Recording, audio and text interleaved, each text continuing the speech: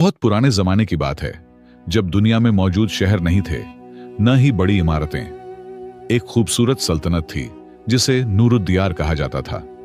यह सल्तनत अपनी खुशहाली, अमन और अदल के लिए मशहूर थी। यहाँ के लोग खुशो खुर्रम जिंदगी गुजारते थे। सब्ज पहाड़, साफ पानी की नदियां और सरसब्ज खेत इस सल्तनत की खूबसूरती में इजाफा करते थे। इस सल्तनत का बादशाह इमरान एक नेक दिल, दानिशमंद और आदिल हाकिम था। लोग उसे बहुत प्यार करते थे क्योंकि वह हमेशा गरीबों की मदद करता, इंसाफ से फैसले करता और अपनी राया की भलाई के लिए काम करता था। बादशाह इमरान रोजाना आम लोगों से मिलता, उनके मसाइल सुनता और हल करने की कोशिश करता। उसके महल के दरवाजे हर किसी के लिए खुले रहते थे। बादशाह इमरान के दो बेटे थे, खालिद और लुकमान। खालिद बड़ा बेटा था, खूबसूरत, मजबूत और शानो शौकत का शौकीन। लेकिन उसमें एक कमी थी, वह कामचोर और फजूल खर्ची का आदी था। खालिद दिन भर दोस्तों के साथ शिकार खेलने या दूसरी तफरीहात में वक्त जाया करता था। बादशाह इमरान अक्सर उसे समझाते, लेकिन खालिद सुनता नहीं था। दूसरी तरफ लुकमान छोटा बेटा सादा मिजाज, होशियार और मेहनती था। वह अपने वालिद की तरह लोगों की मदद करना पसंद करता था। लुकमान अक्सर शहर से बाहर देहात में जाता, किसानों की मुश्किलात समझता और हल निकालने की कोशिश करता। लोग उसे प्यार से हकीम शहजादा कहते थे। वह हमेशा किताबें पढ़ता रहता और इल्म हासिल करता। एक दिन बादशाह इमरान अचानक सख्त बीमार पड़ गया। ऐसी बीमारी जिसे हकीमों ने भी पहचानने में हाथ खड़े कर दिए। महल में हर तरफ अफसोर्दगी छा गई। नौकर चाकर, वजीर और दोनों शहजादे परेशान हो गए। बादशाह की हालत दिन ब दिन बिगड़ती जा रही थी। सारा शहर दुआओं में मशगूल हो गया कि अल्लाह बादशाह को शिफा दे। एक रात बादशाह इमरान ने अपने वफादार वजीर आजम अहमद को बुलाया। कमजोर आवाज में कहा, अहमद, मुझे महसूस होता है कि मेरी जिंदगी का वक्त कम है। मैं अपने बाद सल्तनत किसके हाथों में दूं? यह मेरा सबसे बड़ा फिक्र है। खालिद में क़यादत के जौहर हैं, लेकिन वह लापरवाह है। लुकमान अक्लमंद है, लेकिन क्या लोग उसे कबूल करेंगे? वजीर अहमद ने बादशाह की बात गौर से सुनी और कहा, जहांपना, आपका फिक्र बजा है। एक बादशाह को आदिल, मेहनती और दूरंदेश होना चाहिए। मेरी राय में दोनों शहजादों को आजमाइश में डालिए। जो इसमें कामयाब होगा वही तख्त का हकदार होगा।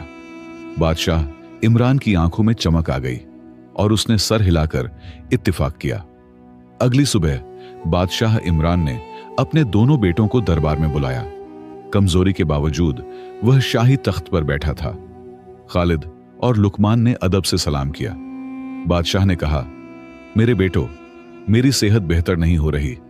मैं चाहता हूं कि तुम दोनों जिंदगी की असल हकीकत जानो और एक तजुर्बा करो। मैं तुम दोनों को अलग अलग गांव भेज रहा हूं। बादशाह ने आगे कहा, खालिद, तुम मशरिकी गांव सब्ज दियार जाओगे। लुकमान, तुम मगरिबी गांव संगलाख जाओगे। हर एक को 6 महीने वहां रहना है। वहां तुम्हें आम लोगों की तरह जिंदगी गुजारनी है, काम करना है और अपनी काबिलियत दिखानी है। कोई खास सहूलत नहीं मिलेगी। सिर्फ ये खत ले जाओगे जो गांव के सरदार को देना है। दोनों बेटे हैरान थे। खालिद का चेहरा उतर गया और लुकमान सोच में पड़ गया। वे नहीं जानते थे कि यह उनकी आजमाइश है और इसी आजमाइश के नतीजे में सल्तनत का मुस्तकबिल तय होगा। बादशाह ने दोनों को करीब बुलाया, उनके सर पर हाथ रखा और दुआ दी कि अल्लाह उन्हें राह ए रास्त पर चलाए। अगले दिन सूरज निकलते ही दोनों भाई अपने अपने सफर पर निकल पड़े, यह जाने बगैर कि यह सफर उनकी जिंदगी का सबसे बड़ा इम्तिहान होगा। खालिद और लुकमान दोनों अपने अपने गांव की तरफ रवाना हो गए। खालिद को एक बेहतरीन घोड़ा दिया गया, जबकि लुकमान ने एक आम सा घोड़ा लिया। रास्ते में खालिद सोच रहा था कि यह कैसी आजमाइश है। मैं एक शहजादा हूं, मुझे गांव में क्यों जाना चाहिए?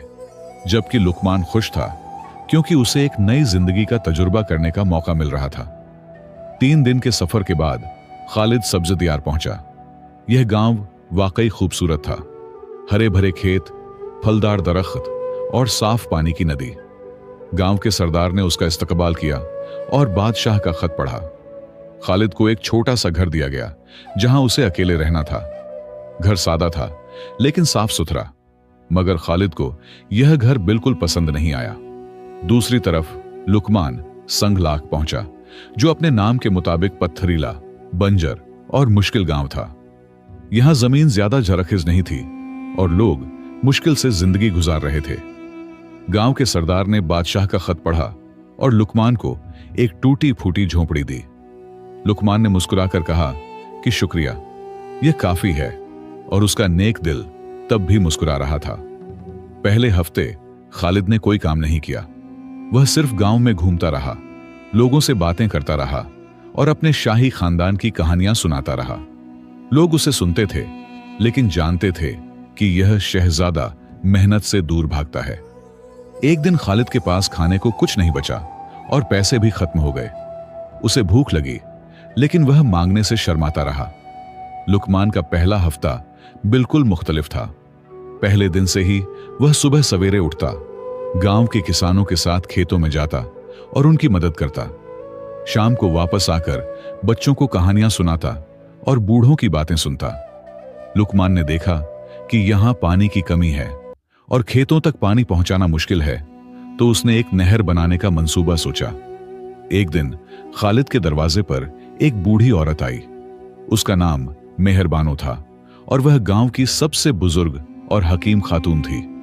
उसने कहा कि बेटा, मैं तुम्हारे लिए खाना लाई हूं। मैं जानती हूं तुम एक शहजादे हो, लेकिन यहां सबको काम करना पड़ता है। कल मेरे खेत में आओ, मैं तुम्हें कुछ काम सिखाऊंगी। खालिद शर्मिंदा हुआ लेकिन मान गया। लुकमान के गांव में भी एक नया किरदार सामने आया, अली बाबा, एक तेज दिमाग नौजवान जो हमेशा दूसरों को टोकता रहता था। वह गांव के सबसे अमीर शख्स का बेटा था और उसे यह पसंद नहीं था कि लुकमान जैसा अजनबी यहां आकर इस्लाहात की बात करे। अली बाबा ने लुकमान के खिलाफ लोगों को भड़काना शुरू कर दिया। मेहरबानों के साथ काम करते हुए खालिद को पहली बार महसूस हुआ कि मेहनत क्या होती है। उसके हाथों में छाले पड़ गए और पीठ में दर्द होने लगा। शाम को वह बहुत थका हुआ लग रहा था। मेहरबानों ने मुस्कुराकर कहा कि बेटा, यह सिर्फ पहला दिन है। यहां लोग हर रोज ऐसे ही काम करते हैं। और खालिद सोच में पड़ गया। लुकमान को भी अपना पहला बड़ा इम्तिहान मिला। अली बाबा ने गांव वालों को इकट्ठा करके कहा कि यह अजनबी कौन है और हमारी जिंदगी कैसे बदल सकता है, इसकी बातों में मत आओ। लुकमान आगे बढ़ा और कहा कि मैं यहां हुक्मरानी करने नहीं बल्कि सीखने आया हूं। मुझे मौका दो, मैं आपके साथ मिलकर काम करूंगा और आपके मशवरों से ही कोई मंसूबा बनाऊंगा। महीना गुजरने को था और दोनों भाइयों की जिंदगी में तब्दीलियां आ रही थीं। खालिद आहिस्ता आहिस्ता मेहनत की कद्र समझने लगा था, लेकिन अभी भी उसका दिल गांव में नहीं लगता था। लुकमान ने गांव वालों के दिल जीत लिए थे, सिवाय अली बाबा के। उसी वक्त बादशाह इमरान की तबीयत और बिगड़ गई और दोनों गांवों में पैगाम भेजा गया कि बादशाह आखिरी सांसें ले रहे हैं, लेकिन वह चाहते हैं कि तुम अपना काम जारी रखो। और यह खबर दोनों भाइयों के लिए एक बड़ा जज्बाती दबाव बन गई। खालिद ने वालिद की बीमारी की खबर सुनकर पहली बार जिंदगी में अपने आप पर गुस्सा किया। उसने सोचा कि मैंने हमेशा वक्त जाया किया और कभी वालिद की नसीहतों पर ध्यान नहीं दिया। अगली सुबह वह मेहरबानों के घर गया और कहा कि मुझे अपनी जिंदगी बदलनी है, मुझे सिखाओ कि मैं क्या कर सकता हूं। मेहरबानो मुस्कुराई और बोली कि पहला सबक यह है कि सुबह सवेरे उठो और काम शुरू करो। लुकमान ने भी वालिद की सेहत के बारे में सोचते हुए अपना इरादा मजबूत किया। उसने कहा कि मैं यहां नाकाम नहीं होऊंगा और इन लोगों की जिंदगी बेहतर बनाऊंगा। उसने गांव में पानी की कमी का मसला हल करने का फैसला किया। कुछ नौजवानों की मदद से उसने पहाड़ी चश्मे से गांव तक पानी लाने के लिए नहर खोदना शुरू कर दिया। अली बाबा हंसता रहा और कहता रहा कि यह कभी कामयाब नहीं होगा। खालिद के लिए काम का आदी बनना आसान नहीं था। पहले हफ्ते वह 2 बार देर से उठा, एक बार खेत में ऊँघने लगा और एक बार अनाज की बोरी गिरा दी। मेहरबानों ने उसे डांटा नहीं बल्कि दोबारा समझाया। खालिद बार बार हार मानने का सोचता, लेकिन वालिद की तस्वीर उसके जहन में आ जाती। और वह फिर कोशिश करता। आहिस्ता आहिस्ता उसके हाथों में ताकत आने लगी। लुकमान की नहर का काम भी मुश्किलात से भरा था। एक दिन बारिश ने उनका आधा काम बहा दिया। दूसरे दिन कुछ लोगों ने साथ छोड़ दिया। लुकमान ने अल्लाह से दुआ की कि या अल्लाह, मुझे सब्र और हिकमत दे। अगली सुबह उसने नया तरीका सोचा और पत्थरों को नहर के किनारे मजबूती से लगाना शुरू किया। उसने खुद हर पत्थर उठाया और गांव वालों ने उसकी मेहनत देखी। खालिद की जिंदगी में एक दिन बड़ा मोड़ आया जब मेहर बानो का पोता बीमार पड़ गया। उसे शहर से दवा लानी थी, लेकिन कोई जाने को तैयार नहीं था। खालिद ने फैसला किया कि मैं जाऊंगा। रात भर घोड़े पर सफर करके वह शहर पहुंचा, दवा ली और वापस आया। बच्चे की जान बच गई और लोगों ने खालिद को नई नजर से देखना शुरू कर दिया। लुकमान के लिए भी एक खास मौका आया जब अली बाबा का घोड़ा एक गहरी खाई में गिर गया। अली बाबा मदद के लिए चिल्लाया, लेकिन खाई खतरनाक थी। लुकमान बिना सोचे समझे खाई में उतरा, घोड़े को संभाला और बचा लिया। उसके हाथ और पांव जख्मी हो गए, लेकिन अली बाबा की आंखों में पहली बार उसके लिए इज्जत नजर आई। महीने गुजरते गए और खालिद खेतों में काम करना सीख गया। अब वह नए बीज बोने का तरीका भी जान गया था। एक दिन उसने मेहरबानों से पूछा कि क्या मैं अच्छा काम कर रहा हूं। मेहरबानों ने कहा कि काम तो ठीक कर रहे हो, लेकिन अब यह सोचो कि इस गांव के लिए क्या कर सकते हो। यह पहली बार था जब खालिद ने अपने अलावा किसी और के बारे में सोचना शुरू किया। लुकमान की नहर मुकम्मल होने वाली थी और अब गांव में पानी आने का इंतजार था। लोग जमा हुए और दुआएं की गईं। जब पानी नहर से बहता हुआ गांव पहुंचा तो लोगों की आंखों में खुशी के आंसू थे। अली बाबा ने लुकमान के कंधे पर हाथ रखा और कहा कि मैंने गलती की, तुम वाकई एक नेक इंसान हो। लुकमान ने कहा कि यह मेरा नहीं बल्कि हम सबका काम है।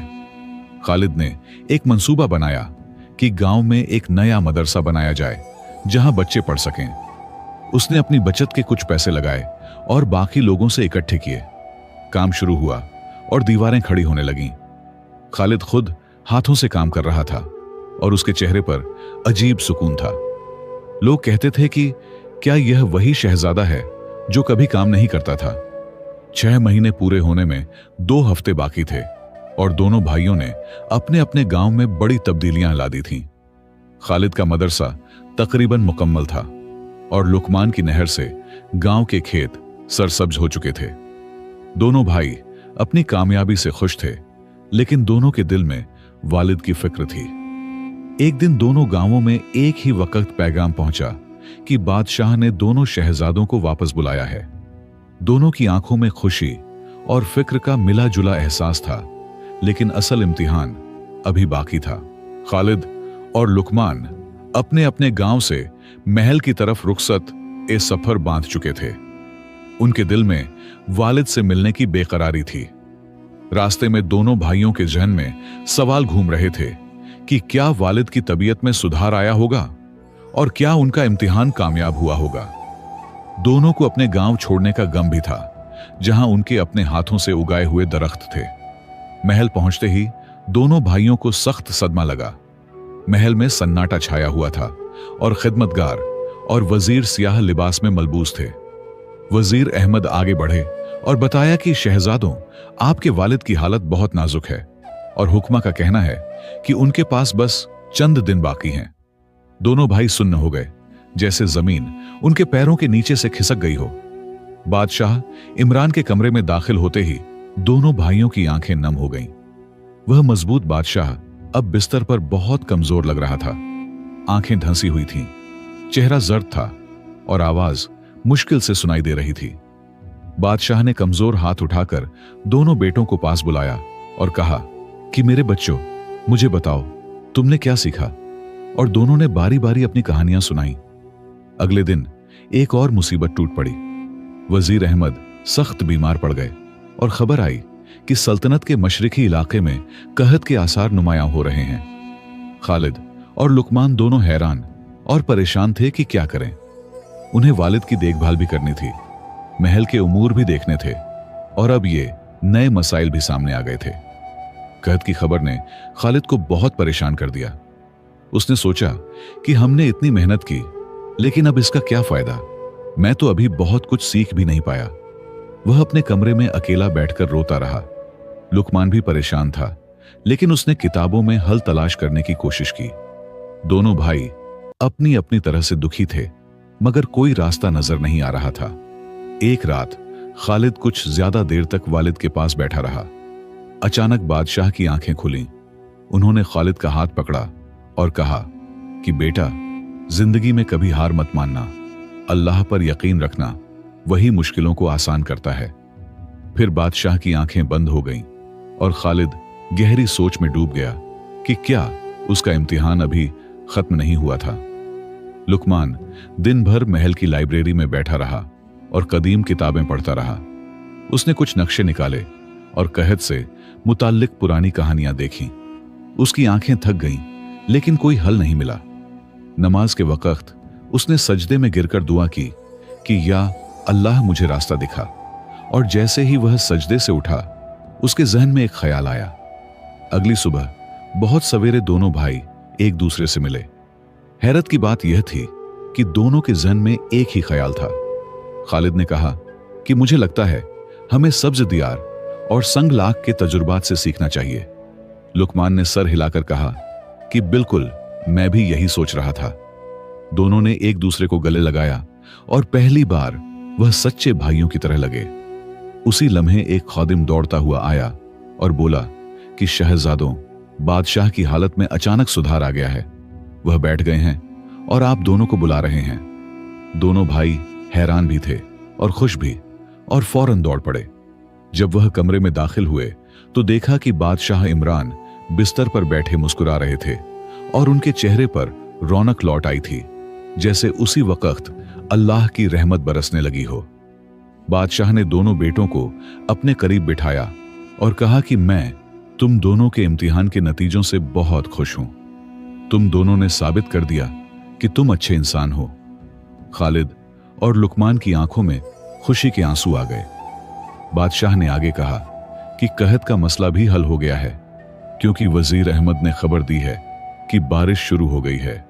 और दोनों भाइयों के दिल में उम्मीद की एक नई किरण जाग उठी। बादशाह इमरान की सेहत में धीरे धीरे बेहतरी आ रही थी, लेकिन वह अब भी कमजोर थे।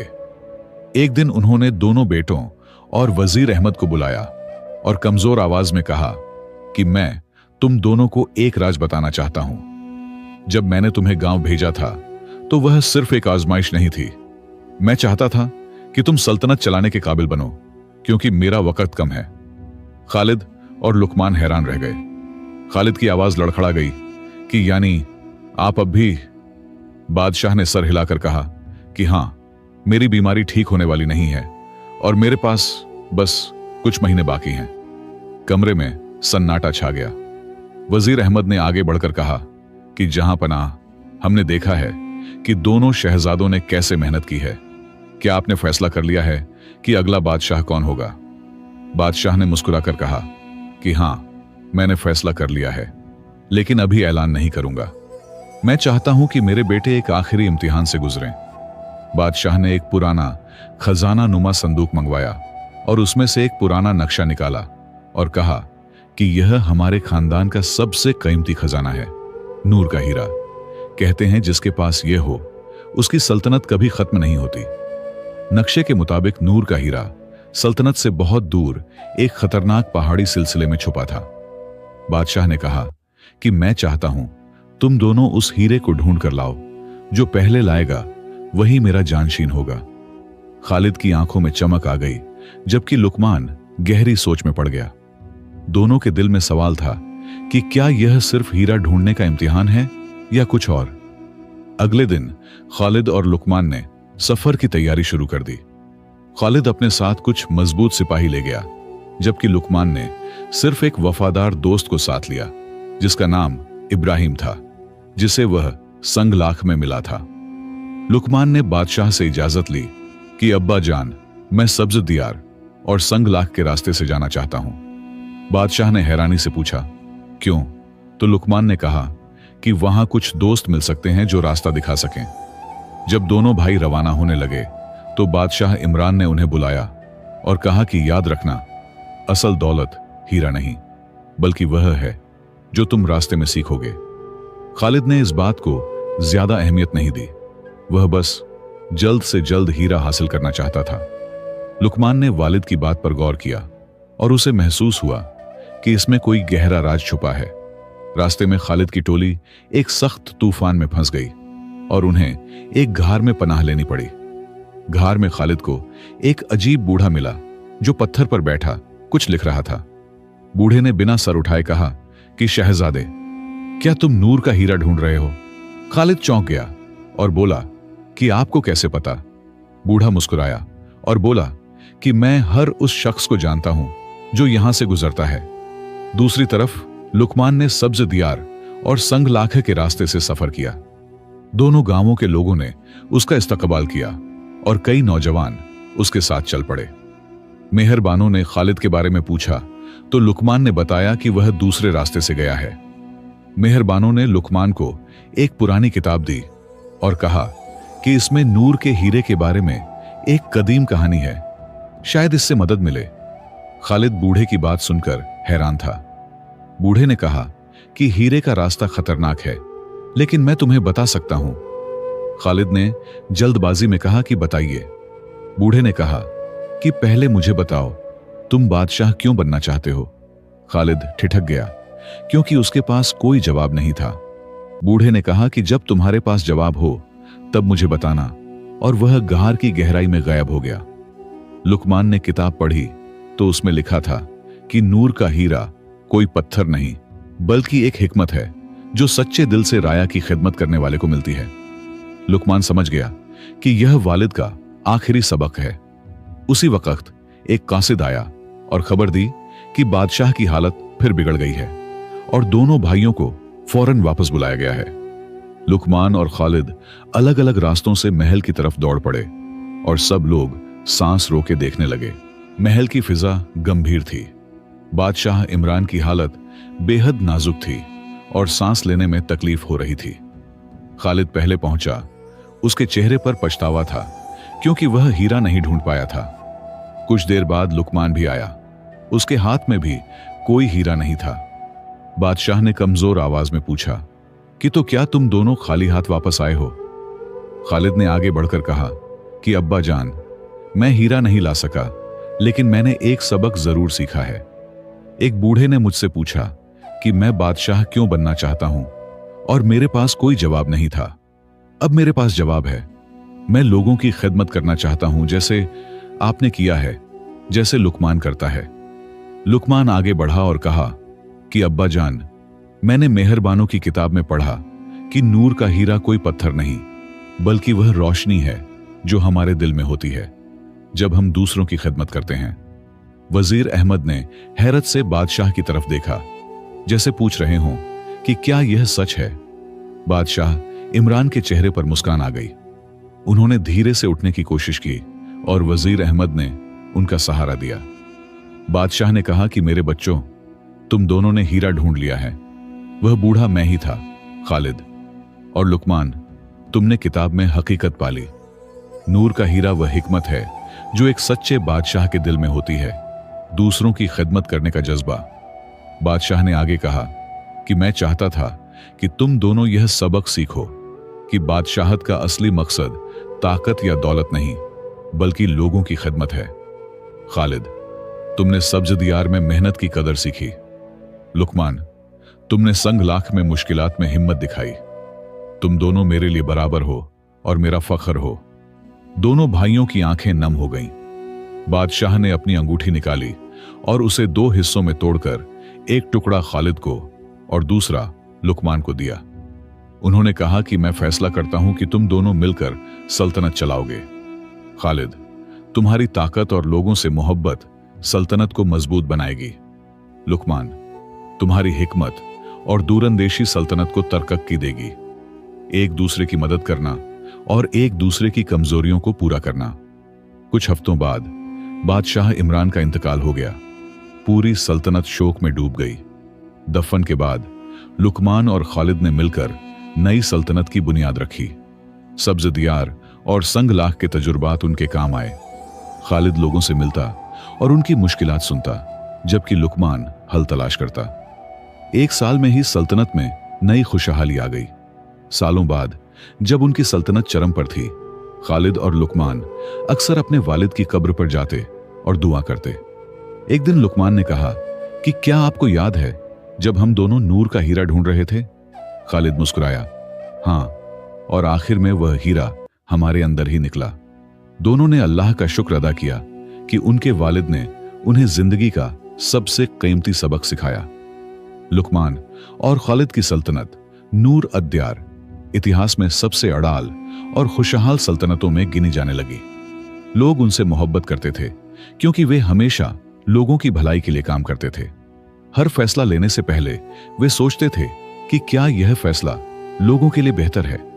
यही नूर का हीरा था जो उन्हें अपने वालिद से मिला था। खिदमत का जज्बा, मेहनत की कदर और लोगों से मोहब्बत। दोस्तों, इस कहानी से हमें यह सबक मिलता है कि असली दौलत माल और जायदाद नहीं, बल्कि दिल में नेकी का जज्बा है। जिंदगी के इम्तिहान हमें सुधारते हैं और हमें बेहतर इंसान बनाते हैं। हमें दूसरों की खिदमत करनी चाहिए, मेहनत की कदर करनी चाहिए और हमेशा अल्लाह का शुक्र अदा करना चाहिए। उम्मीद है आपको यह कहानी पसंद आई होगी। अगर आपको यह कहानी पसंद आई हो तो कमेंट करें